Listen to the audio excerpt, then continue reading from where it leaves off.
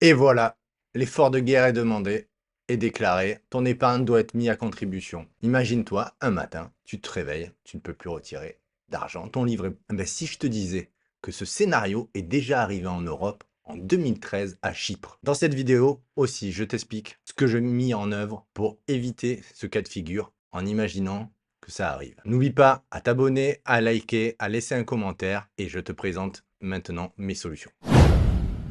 Bienvenue. Donc déjà, petite piqûre de rappel pour vous dire que, bon, hormis ce scénario, déjà le livret A ne vous protège pas de l'inflation. Ça vous le savez, si le taux d'inflation est supérieur au taux de rémunération, votre argent se fait grignoter. Et maintenant, le deuxième cas de figure qui vient s'imposer, c'est que le livret A est entièrement géré par l'État. LDD, pareil, hein.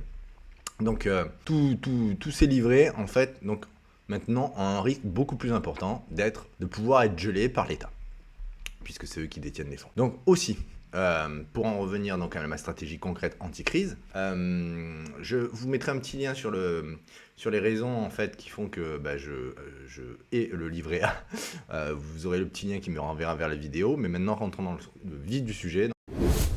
Donc ma stratégie concrète anti-crise. Donc déjà, je m'impose pas plus de 10 000 € sur mon livret A.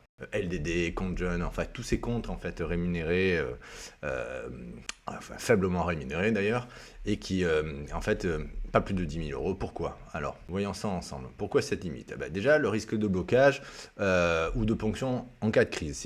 Donc cette vidéo, c'est ce pourquoi on est là. C'est déjà arrivé à Chypre et franchement, au-dessus de 100 000 €, ils ont ponctionné quasiment 40% des avoirs et de l'épargne. Donc, comment on sait que l'inflation, donc ça je viens de le dire, c'est une perte de pouvoir d'achat chaque année, et donc cette illusion de sécurité. Par contre, je garde uniquement donc cette épargne de précaution qui en vérité représente 2 à 3 mois de dépenses courantes. Si tu as des rentrées d'argent réguliers, je sais pas, des rentes, des loyers, t'as pas besoin de plus. Parce que déjà ton argent t'aide à vivre au quotidien, te fait vivre au quotidien, et ton épargne est là au cas où.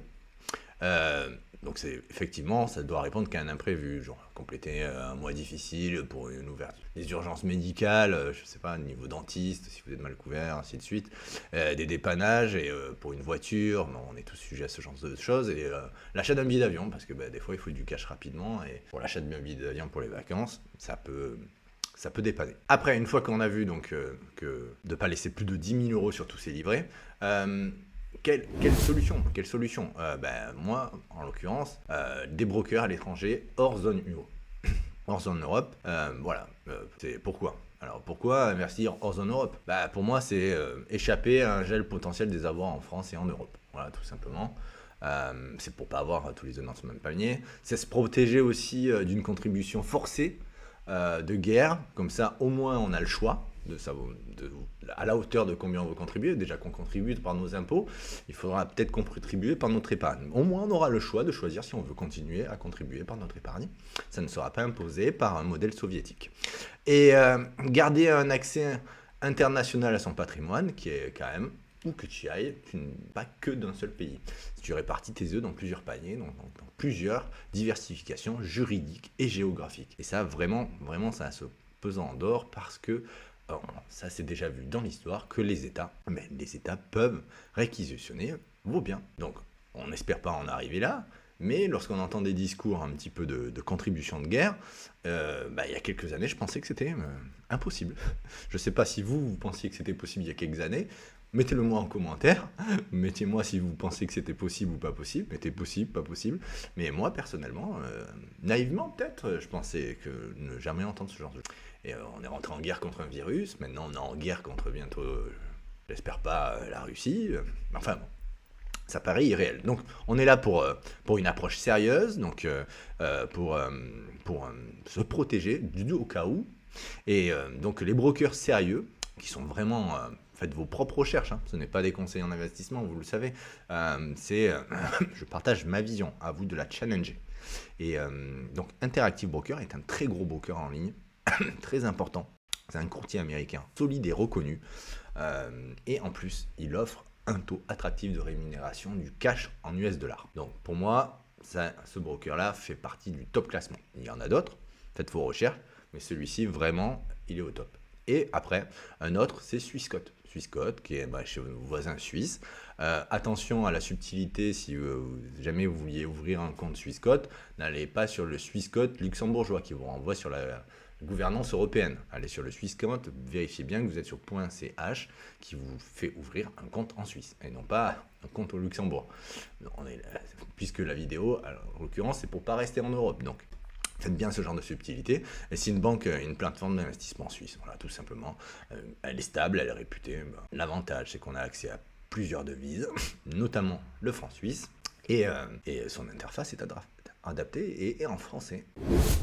Avantage concret, avoir son argent placé hors juridiction européenne et de la BCE, donc pas d'emprise possible de leur part, de la possibilité d'agir même si les banques françaises bloquent concrètement, bloquent les comptes, tout simplement. Donc vous avez accès à votre épargne, et donc c'est la réduction du risque franco-européen, tout simplement. Et les plateformes sont fiables et transparentes, et il faut le savoir, c'est totalement légal d'ouvrir un compte à l'étranger. La contrainte, c'est qu'il faut le déclarer au fisc français, mais le fisc français autorise ce genre de pratique. Vous pouvez le faire en toute transparence, et c'est même recommandé. Et il n'y a aucune problématique à ce sujet. Et pourquoi c'est stratégique? Donc, c'est ce que, en fait, tout simplement, l'adage, pas mettre tous les œufs dans le même panier. Enfin, ça me paraît évident, mais on a tendance à l'oublier parce qu'on est pris dans le quotidien, parce qu'on ne veut pas s'embêter. Et N raisons par lesquelles je suis passé, mais maintenant, ça vaut vraiment la peine de prendre un peu de temps pour sauvegarder son patrimoine, honnêtement. Les risques augmentent. Des choses sont arrivées qu'on n'imaginait pas. Donc voilà, l'avantage c'est que c'est stratégique et on peut réagir rapidement. Même en cas de crise grave, on a accès à ces fonds. Et on peut voyager, partir à un autre pays et avoir accès à son argent. Et ça quand même. Et voilà, diversifier ses actifs, mais dans un cadre légal qui est différent du cadre légal dans lequel vous êtes. Donc en soi, un autre aspect qui est important et qui est souvent... c'est qu'en cas de crise majeure en Europe, forcément, l'euro va se porter pas forcément à la hauteur de nos attentes. Donc, avoir une stratégie long terme, là je pense, pas tout de suite, je déplace tout, je fais du franc suisse, je fais de l'US dollar, mais chez Interactive Broker, les taux rémunérés en US dollar sont intéressants. Se réorienter une partie en US dollar, une partie en franc suisse, un tiers, et le reste en euros, peut être intéressant. Vous pouvez pas forcément le faire tout de suite, sauf si vous maîtrisez les analyses techniques et que vous voyez des retournements de tendance.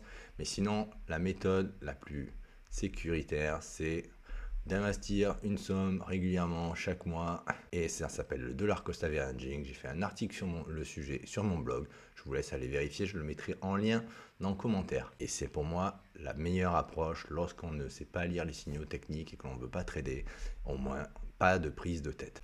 Et en l'occurrence, comme ce sont des comptes qui sont rémunérés, alors pour le franc suisse c'est minime, mais pour le dollar c'est vraiment intéressant, entre 3 et 4%. C'est du cash rémunéré.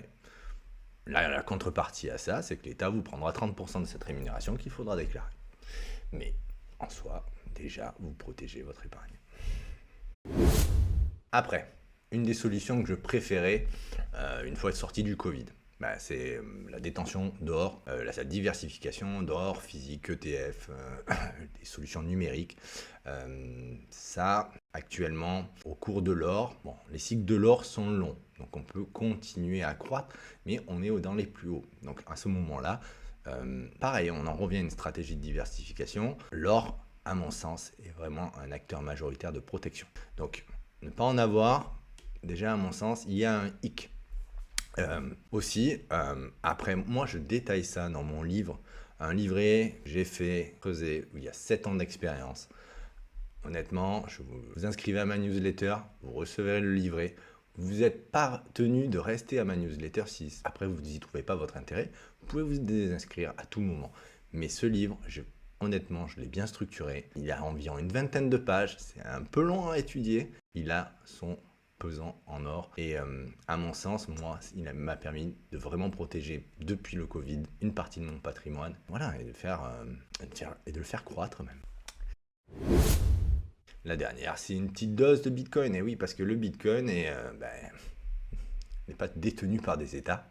Certes, il est volatile, mais vous pouvez partir avec votre clé privée à l'étranger et vous avez votre Bitcoin et vous pouvez le dépenser comme bon vous semble. Donc, une petite dose peut avoir son intérêt. Après, apprendre avec des pincettes, ne pas y aller les yeux fermés, étudier, apprendre. Tout ceci n'est pas des conseils en investissement, challengez-les. En conclusion, si tu veux pas subir la crise, je t'ai donné matière à réfléchir et de quoi passer à l'action. Mets-moi en commentaire si jamais toi tu vois d'autres solutions auxquelles je n'aurais pas pensé. Je vais te donner en toute transparence ce qui me semble le plus efficient. À toi de le challenger. D'ici là, reste abonné à la chaîne car je vais sortir prochainement une vidéo sur comment optimiser ses placements sur le hors livret A. Cela pourra encore plus t'intéresser. En tout cas, je te souhaite une bonne journée, à bientôt et garde le sourire.